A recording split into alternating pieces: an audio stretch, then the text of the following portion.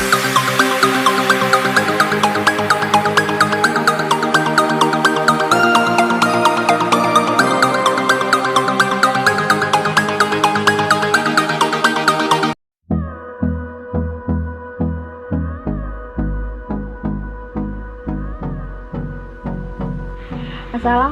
warahmatullahi wabarakatuh. Perkenalkan, nama saya Laila Maksira Mahmud.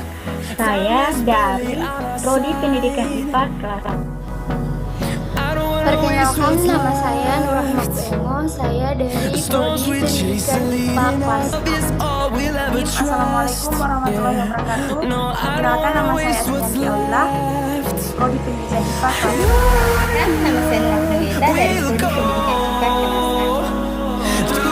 Assalamualaikum warahmatullahi wabarakatuh. Perkenalkan, nama saya Siska Munoarta. Saya dari jurusan Fisika, Program Studi Pendidikan IPA kelas A.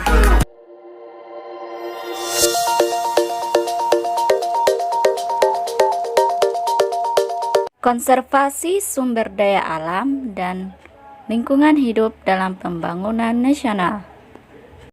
Apa itu konservasi sumber daya alam dan lingkungan hidup sebagai pembangunan nasional?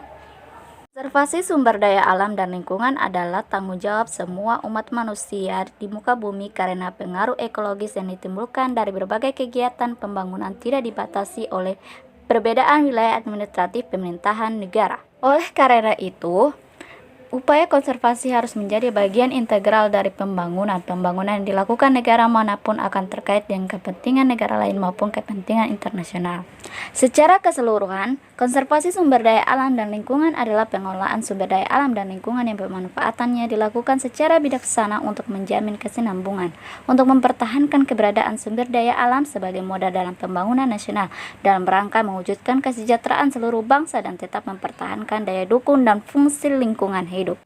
Pembangunan nasional adalah pembangunan manusia seutuhnya dan pembangunan seluruh masyarakat Indonesia, yang tujuan jangka panjangnya dititik beratkan pada pembangunan di bidang ekonomi dengan sasaran utama mencapai keseimbangan antara bidang pertanian, industri, serta terpenuhinya kebutuhan pokok rakyat.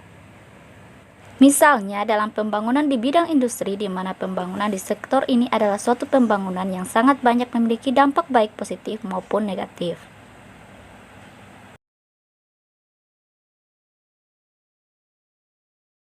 Konservasi sumber daya alam dan lingkungan hidup dalam pembangunan nasional mempunyai dampak positif dan dampak negatif. Dampak positif menambah penghasilan penduduk sehingga meningkatkan kemakmuran perindustrian, menghasilkan aneka barang yang dibutuhkan oleh masyarakat. Perindustrian memperbesar kegunaan bahan mentah, usaha perindustrian dapat memperluas lapangan pekerjaan bagi penduduk, mengurangi ketergantungan negara pada luar negeri, dan dapat merangsang masyarakat untuk meningkatkan pengetahuan tentang industri. Dampak negatifnya yaitu limbah industri akan menimbulkan pencemaran air, tanah, dan udara. Asap-asap pabrik menimbulkan polusi udara akibat dari pencemaran. Banyak menimbulkan kematian bagi binatang-binatang, manusia dapat terkena penyakit, dan hilangnya keindahan alam dan lain-lain. Peranan konservasi sumber daya alam dan lingkungan hidup dalam pembangunan nasional. Sumber daya alam dan lingkungan hidup mempunyai peranan yang sangat penting dalam pembangunan nasional, baik sebagai penyediaan bahan baku bagi pembangunan maupun sebagai pendukung sistem kehidupan. Pembangunan sumber daya alam dan lingkungan hidup diarahkan untuk mendukung pembangunan ekonomi, mempertahankan dan meningkatkan kualitas lingkungan hidup. Pembangunan sumber daya alam dan lingkungan hidup untuk mendukung pembangunan ekonomi dijabarkan dalam 3 prioritas, yaitu peningkatan ketahanan pangan dan revitalisasi pertanian, perikanan, dan kehutanan. Yang kedua, peningkatan ketahanan dan kemandirian energi. Yang ketiga, peningkatan pengelolaan sumber daya mineral dan pertambangan. Peningkatan kualitas mendukung pembangunan ekonomi, mempertahankan dan meningkatkan kualitas lingkungan hidup. Pembangunan SDA dan LEAD untuk mendukung pembangunan ekonomi dijabarkan dalam 3 prioritas, yaitu peningkatan ketahanan pangan dan revitalisasi pertanian, perikanan, dan kehutanan, peningkatan ketahanan dan kemandirian energi, peningkatan pengelolaan sumber daya mineral dan pertambangan, informasi iklim dan bencana alam, serta kapasitas adaptasi dan mitigasi perubahan iklim. Potensi sumber daya alam dan lingkungan dalam konteks perencanaan pembangunan nasional. Dalam memenuhi kebutuhan hidupnya, manusia memerlukan sumber daya alam yang berupa tanah, air, dan udara, dan sumber daya alam lain yang termasuk ke dalam sumber daya alam yang terbarukan maupun yang tak terbarukan. Adapun pelestarian sumber daya terbarukan seperti pohon. Pelestarian pohon harus dipastikan bahwa pohon tidak boleh dikonsumsi lebih cepat dibandingkan tingkat kemampuan daya gantinya. Tingkat konsumsi minimal harus sama dengan tingkat produksinya. Oleh karena itu, pembangunan diperlukan untuk masa depan yang lebih baik. Tapi hanya ketika perubahan dan pembangunan terjadi dalam cara-cara yang tidak boros, tidak merusakkan lingkungan sehingga justru mengancam pemenuhan kebutuhan hidup manusia di masa mendatang. Pembangunan yang mempunyai tujuan untuk meningkatkan kesejahteraan masyarakat tidak dapat terhindarkan dari penggunaan sumber daya alam.